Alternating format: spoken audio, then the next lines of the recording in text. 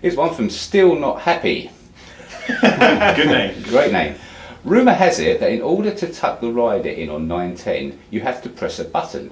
I really don't like this because once you start to do this and you have to press buttons to do it, some of the controls lose their intuitiveness.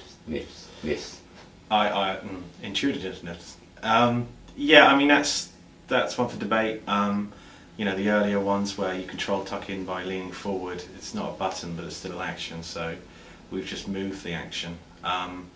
We've actually kind of integrated it more so you have to manage it.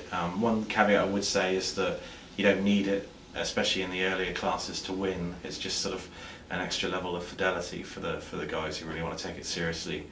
And I would refer, you know, to other sports games that kind of, you know, have a very basic set of controls, but then, you know, when you look further and you see the modified shoulder buttons and stuff like that to do the 1-2 passes, for instance, you know, these things are kind of left for the more advanced user.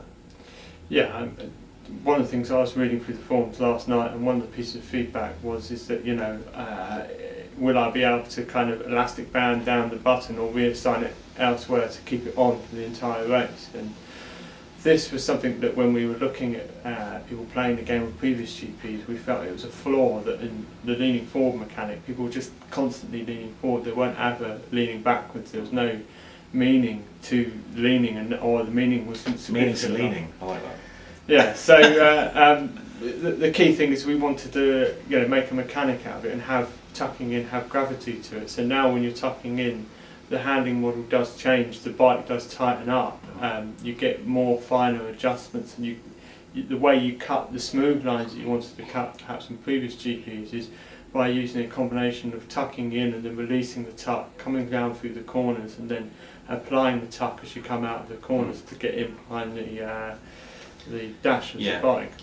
Yeah, exactly. It's kind of, it brings in the knees, so you don't have your knees down when you go around the corner, so you essentially have to let it go to get around the corners. But that's only if you're using it, so it's only for the advanced users in the first place. Yeah, I mean it's quite, you know, your physical position, your weight in the position, it makes a big difference to how the bike handles in this game, and that's why it's quite an important feature for us.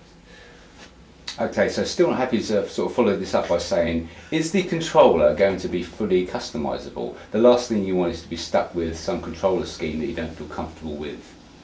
Well, one of the things we're going to do is we're going to look into full customisation, but we're also in internal debate over whether that's a good or bad thing at the moment. And one of the things we want to do is get people in from the forums to play the game, play the handling, get their feedback, but also get feedback on the best kind of control setups to have as default to the game. Because, you know, when we did this last time, some of the control setups that people had were just completely bananas, like elastic band to hold down, lean forward for the old I think they would put it on the lean forward on the right stick, and yeah, then put an elastic band around. And just stuff that we're trying to avoid. You know, and you know that was great for getting the best lap times, but that's essentially not using the game mechanics. The game mechanics are broken at that point. You know, the point that you constantly have leaning forward always on, you might as well just have leaning forward always on in the game. Yeah. So that's why we've made a conscious choice to actually say, okay, let's make a more of a mechanic out of it. It's not dumb it down and take it out, but let's actually make it something that people can use as a tuck-in. Okay, D-Man74 says, I've just checked out the new trailer for MotoGP and I think it looks encouraging. However, I must ask if you will be including the feature where the rider looks behind after overtaking another bike, especially entering a corner.